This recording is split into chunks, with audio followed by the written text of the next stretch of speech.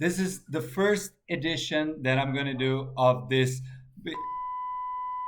show. Today, the idea of this is actually have a talk show that will have coffee as the main subject, but it's also going to be a platform to have fun, get to know people from the industry, and maybe even people from different backgrounds. Ryan Reynolds, I'm looking at you. There's a lot of people doing a good job teaching about coffee, James Hoffman, Chris Baca, and many others. And that's not what I'm going to do over here. First of all, I don't look so good with glasses like James or with a cap like Chris. So, nah. My goal is actually to chat with people, have friends, and I don't know, just talk about the most crazy, stupid stuff ever. I would love to be like a daily show like Trevor Noah with Trevor Noah, but I don't have the dimples, so nope. I would love to be smart as John Oliver, but no silly or ugly haircut. So another no.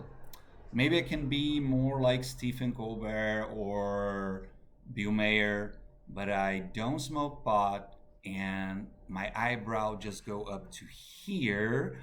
So I'm aiming more like be like Jimmy Kimmel, lose a lot of weight in the process, prank some celebrities, and maybe have some famous friends at the end of this. So today I'm gonna talk with a few friends of mine. I hope you enjoy. This video will later be available in all platforms, and I don't care how many views I have. It's gonna do this for me. Okay? There's also gonna be a version in Portuguese, another in Spanish, and no, I'm not doing it in Italian. Sorry, guys. My Italian sucks. So, welcome again to the show, and let's get started.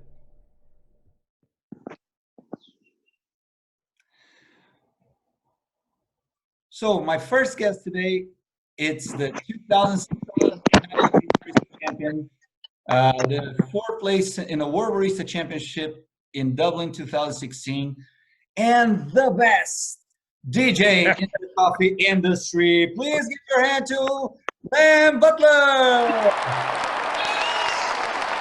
Yeah, sound effects.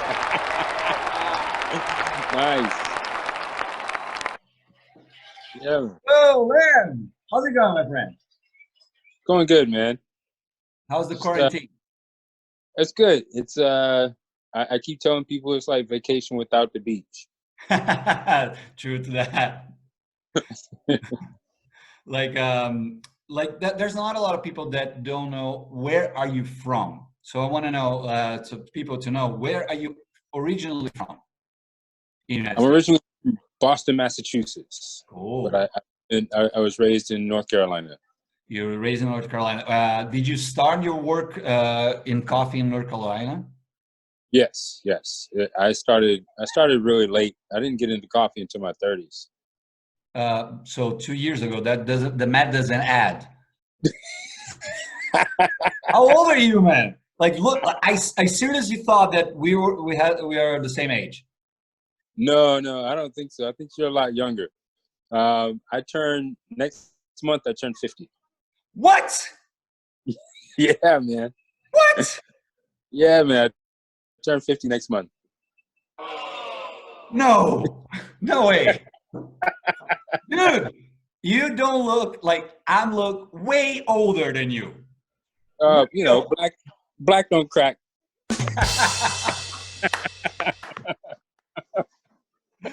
Tell a little bit about today. Like, I know what you're doing, but a lot of people should know the amazing work that you've been doing lately. Oh man, where to begin? I think what kept me focused in coffee was the competition and Hmm. how the competition it forces you to improve your skills Yeah. if you want to advance. You know, so I think all the work that I put into competing, like preparing for competition, introduced me to a world that I never knew existed. And after winning the U.S. Barista Championship for the first time in 2016, a lot of new doors opened up for me, a lot of opportunities. And I thought winning the World Barista Championship would be like the huge milestone. When I placed fourth, I was like, nothing's really going to happen with this. But making it into the finals in the World Barista competition has put me all over the world. I mean, I've been to your country, I've been to Ethiopia, Kenya, South Africa, China, Japan, London. I never knew that. Yeah, Korea. I never knew it would take me around the world as it has. And a part of that too. Speaking of Korea, I coached my coach in 2017, and he won the U.S. Barista Championship. And after he did well in Seoul, we opened a coffee roastery, and that's been my drive currently. After working in the industry for 15 years now, I'm working for myself, and I have the power to do more in the industry that I wanted to do years ago when I was just a little barista. But now it's more of selecting like amazing coffees from around the world. We've made some awesome connections, networking in SCA, networking in the WBC, and we met farmers and exporters, and we're able to utilize all this knowledge that we've accumulated over the years and bring in some amazing coffees, and roast it pretty well and sell it all over the world. So that's what I'm doing now. And we established 3 values in our company at Black and White Roasters. It's all about service, community, and excellence. And everything we do, we look through those 3 lenses before we make a move on anything. So right now we're focusing on giving back to our community that helped raise us as baristas, as coffee professionals, and helping baristas in competitions, helping baristas further their careers in coffee. Anything we can do to help people, shine their light. Yeah, that's amazing. Like, that's one of the reasons that I admire you and that I wanted to be a part of this project. So let's keep going. You were talking about how important it is to help the community in general. And Yeah. I mean, we just want to give back as much as we can to a community that helped get us where we are today. And whether that's competition or careers or anything we can do to push potential. And by talking about this, I had a few pre-prepared questions for you. And one of the tough questions that I want to ask you today is, why do you think that there's not a lot of Black people in positions of power in our industry and in finals of competitions?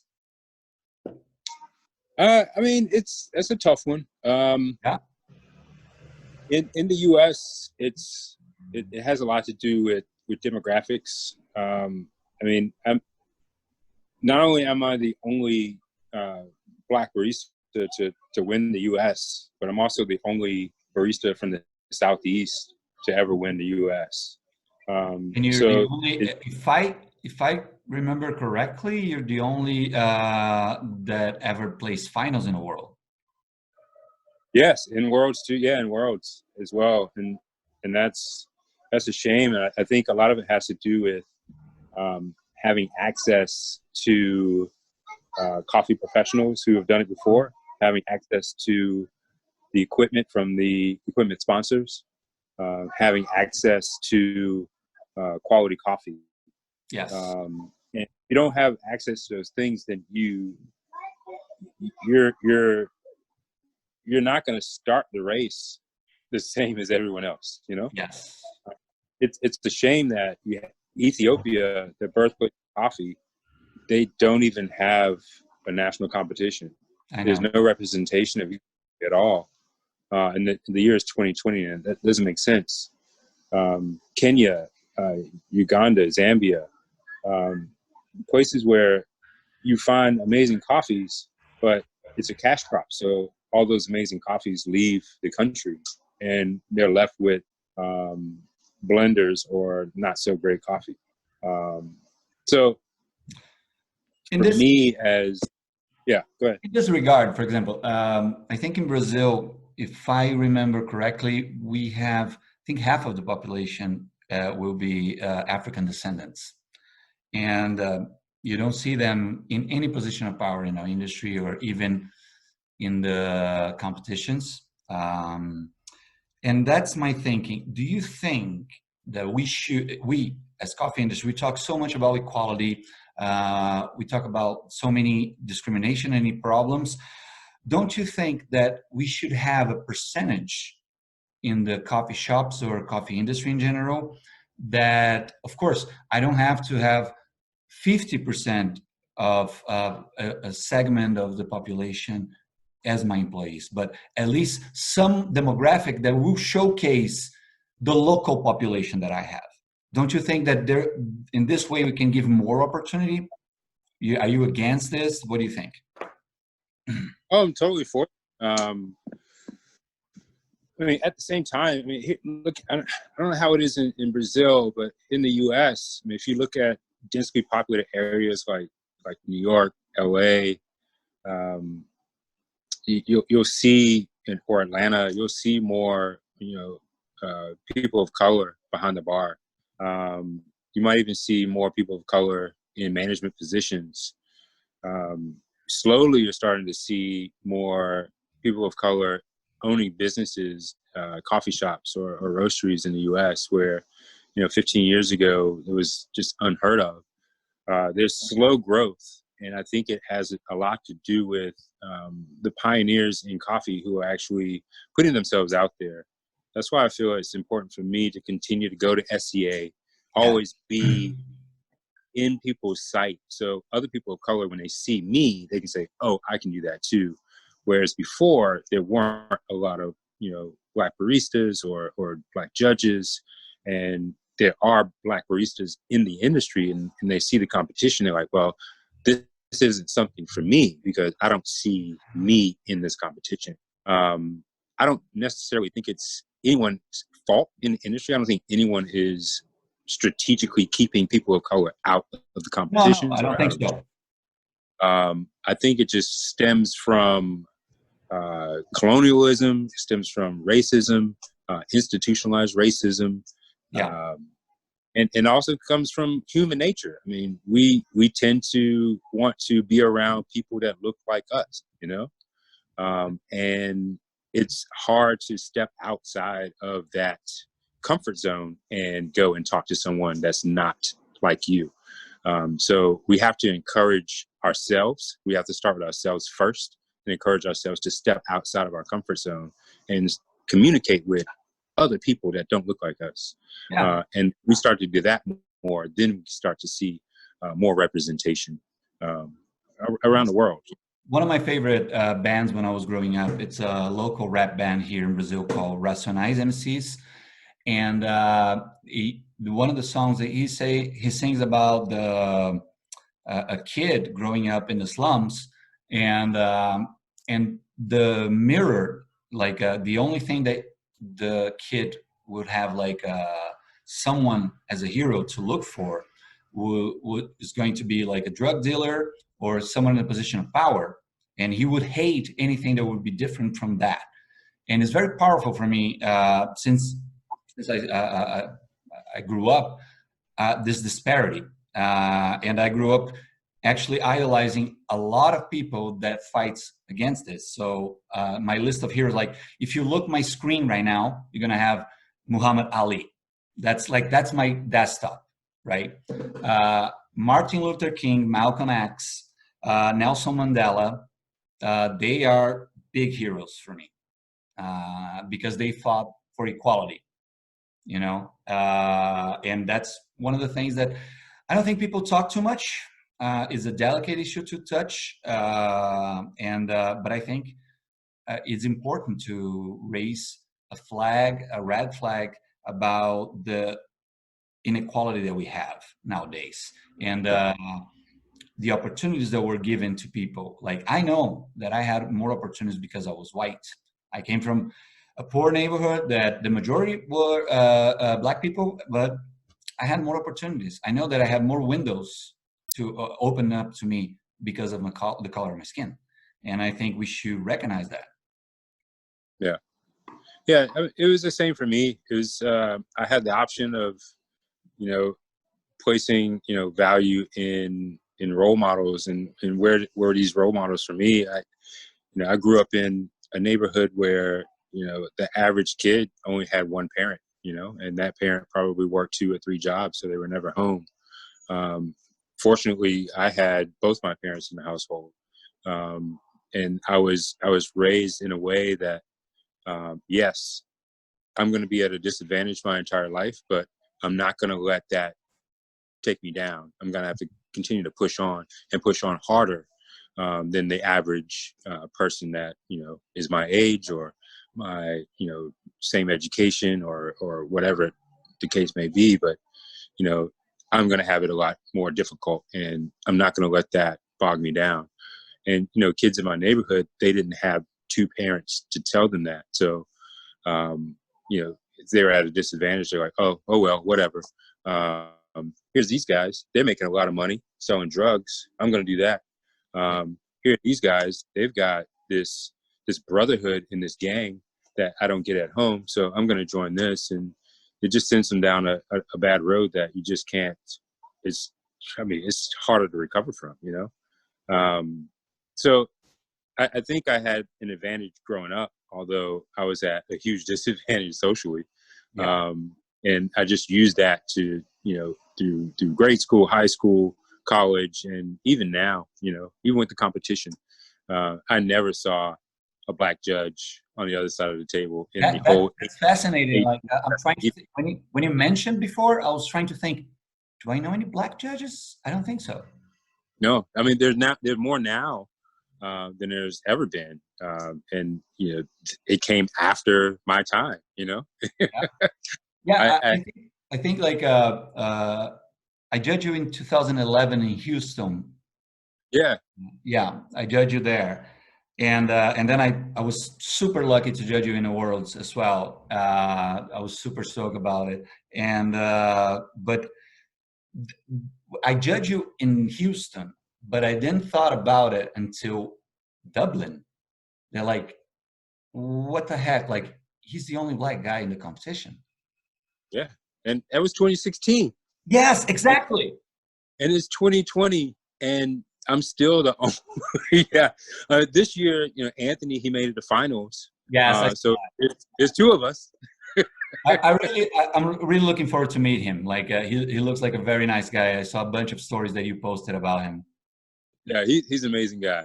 I was really glad to support him as much as possible. I ran into him in New York. I guess it was 2017. He was a tech working on an espresso machine, and I was like, I only knew like one uh, African American tech, and he worked in Durham with me at Counterculture, and I was like, who's this guy? So I was like, what's up, man? He's like, oh, you're Lem Butler. I was like, well, who are you? It's like, I'm Anthony. I work for Counterculture. I was like, what? And it was crazy. Um, and we just started talking, and then, you know, he competed the next year. And then, you know, I approached him. I was like, you know, you should compete again. And he was like, no, I'm done. And I was like, no, man. He was like, his thing was, I want more diversity in the competitions, but I don't want to be that diversity. And I was like, well, that's the problem. Yes, That's the problem there. need to be. You may not want to be, but you need to be that diversity, because there are going to be so many people who see you, and they're going to want to compete because they see you look like them. And he competed the next year, and he reached out, and we supported him 100%. And he did well. He made the finals, his second time competing. It was awesome. Well, if he ever competes again, count on me. Even by far, I think I can watch his presentation and give a little bit of help. For me, it's going to be Yeah. amazing. So let's start to asking a few tough questions. but in a fun Okay. sense. How it would be to be working with yourself. Oh my Imagine gosh. Lem working with Lem. How that would be. We would get so much done. Oh, really? No fights Yeah. whatsoever? No. I think working with me, working with myself, I feel like, because I still have a shift in the cafe. We own 3 cafes, but I still I open on Sundays, and it's a good feeling because that's how I started in coffee. I started as the opening barista, and I did that every day. And is something about opening the shop by yourself, getting everything set up the way you want it. And then when the rush comes in, you just crush that rush, Yeah. and, working with myself, I know exactly the way I want things. I can delegate to myself because I know it's going to get done. And I know that I'm going to work fast. So when that rush does come, we're going to kill it. So Okay. I think it'll be Good, fun good. working with myself. Working with me is going to be a mess. Like, the baristas say, I will clean it later and never cleans. That's me. Yeah. That's my handlebar. So it will be a mess. It will be me fighting me about who's going to clean this mess. It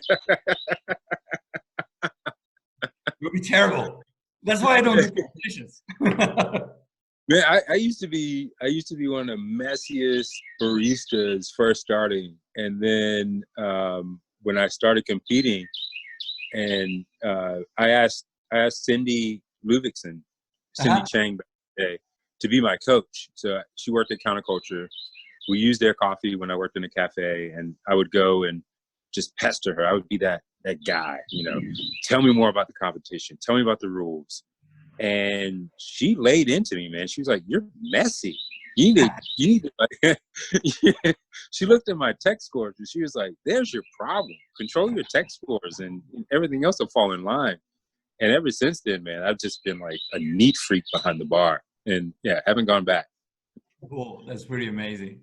No, that's pretty neat. Like, I remember that I judged you tech first time, so you were pretty neat by 2011 already. So, Yeah, thanks. uh, what about like when you have? So now you're in a position where people give you coffee, right? Yeah, And all the time. sometimes they give it in front of you and ask, "What do you think?" Yes. What do you say when you don't know the person that well and the Yeah. coffee comes? I always start with a positive. like, like, like now, like I just gave you a very ashy coffee. Please, hey, Lem, what do you thought about my roasting? Well, I'll try and find that silver lining. I'll try and find something positive about the drink, even if it's like horrendous. There has to be something Right, positive. guy. If I can start with the positive, then the criticism afterwards, they might be able to accept it. I mean, if you just start with, "Oh, that's horrible. Your roast is off. Your extraction is like way out of the park, man. This is super astringent." I mean, they're you're just gonna crush them, and then they're not gonna really listen to anything that you say after that. But if you can Definitely, find, I try and definitely, find something positive. definitely. Your score sheet will be so encouraged. Like, "Yeah, I can make it. I can make it." Yeah, I don't know if I could be a sensory judge, man. I mean, I could sit through the espresso and the milk drink, but when it comes to sig drinks, oh Mm. my gosh, I can just imagine all. I mean, I know from a fact that I've had some really bad sig drinks. Preach to the I choir. Amen. Now, if I've had some bad sig drinks, I know in competition there have been some horrible SIG drinks that judges have to drink. And So I just just for do you that. to have like an idea. So All right. Scott and Rookie and Emma, for example, they all judge way more than I did. Mm-hmm. And I judge 110 competitions. Wow. And I taste some really bad things. And that's why they are my heroes, because Yeah.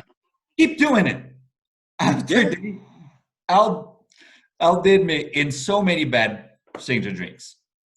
You want to hear? I'm so inspired. I'm inspired by judges, man, because I couldn't do it. Okay, you want to hear something funny? You want to Yeah. hear? I competed once in 2005 in the national Really? championship in Brazil. Yeah, not a lot of people know that. Oh, snap. Yeah, 45 relistas. I think I placed 33rd.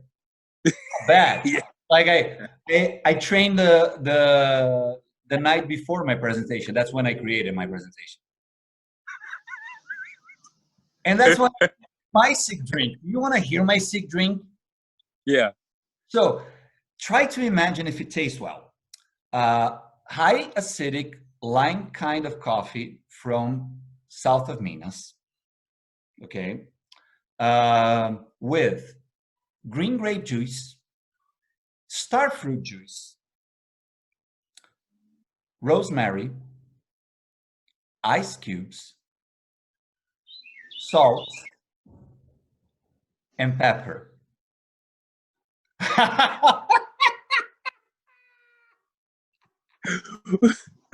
The rosemary was a reach, but when you hit it with the salt and pepper, oh my God.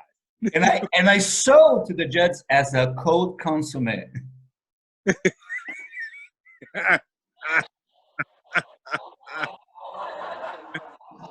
Oh my gosh. It was terrible. It was terrible. Disgusting.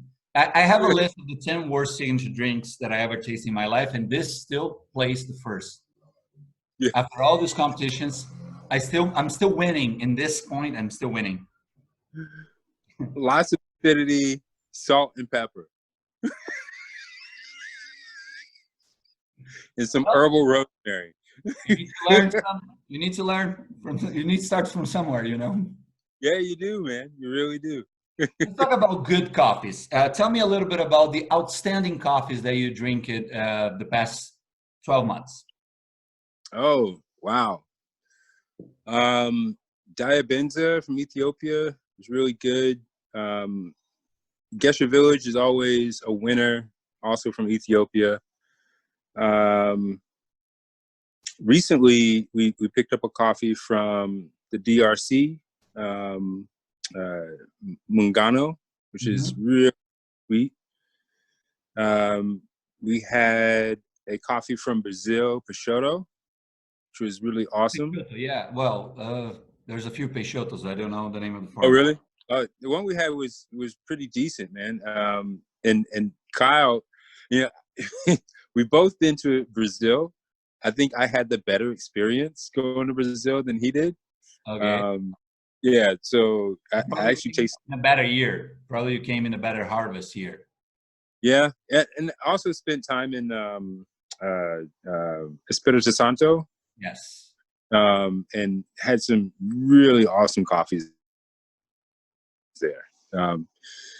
And let's see what else we've had. We've had some great coffees from Colombia.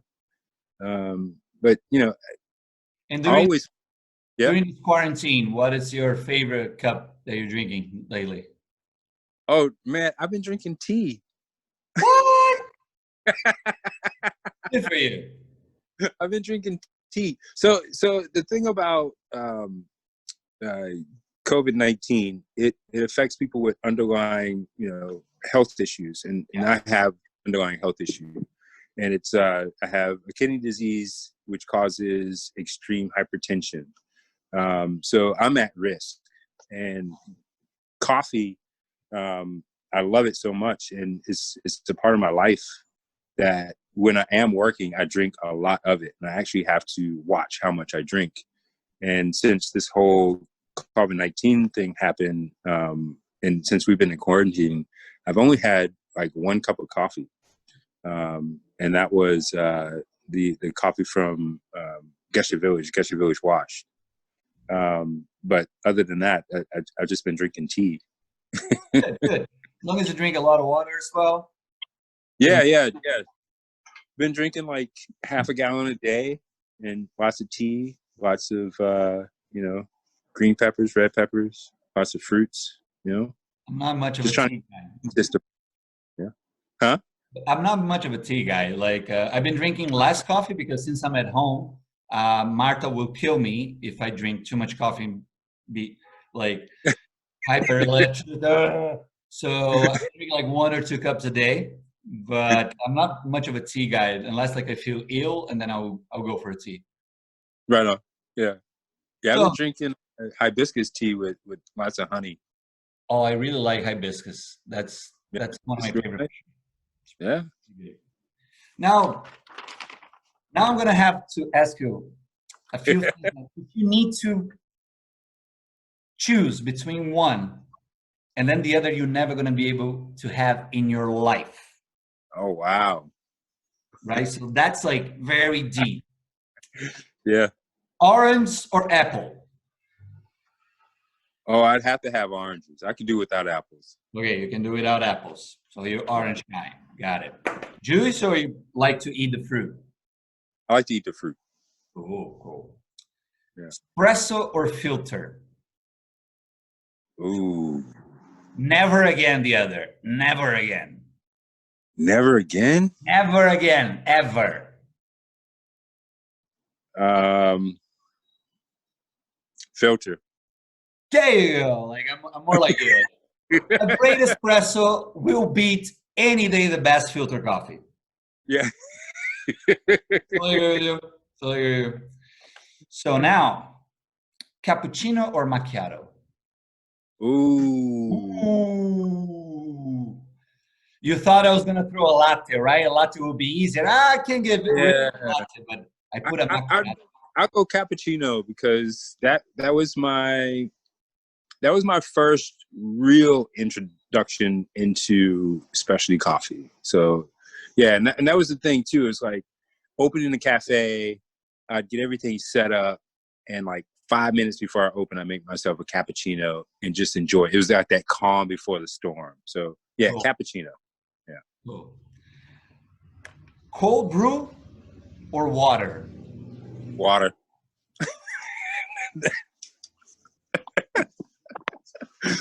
Dude, I hate cold brew.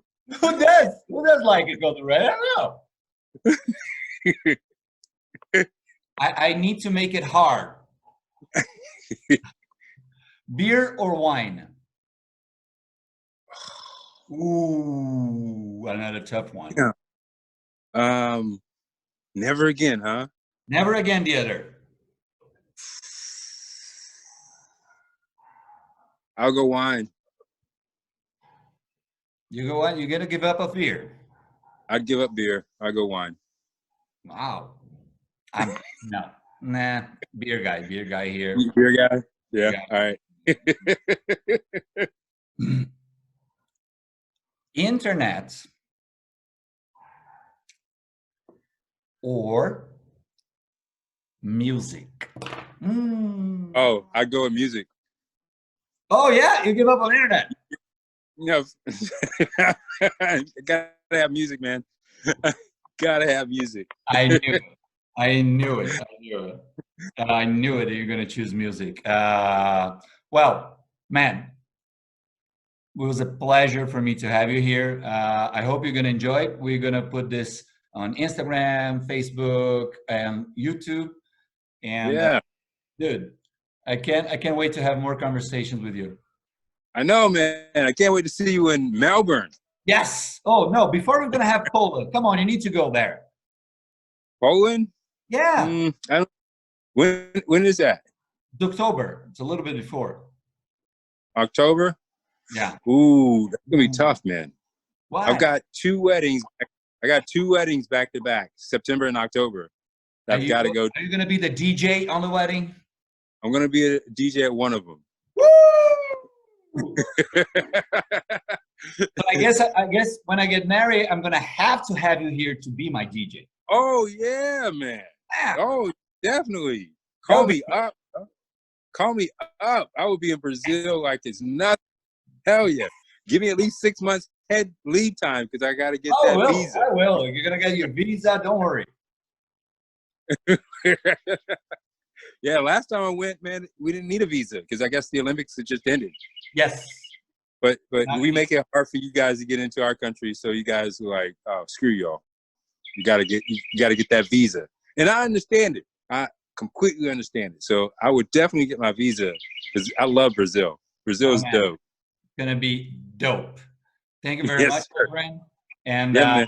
I hope to see you very, very soon. And stay safe. Yeah, you too, brother. Take care. Hey. That's our show. If you like it, don't forget to subscribe, share. It's gonna be on Instagram, YouTube, Facebook. Stay tuned. Take care. Bye. I don't know what else to say. I think it was good, right? Yeah.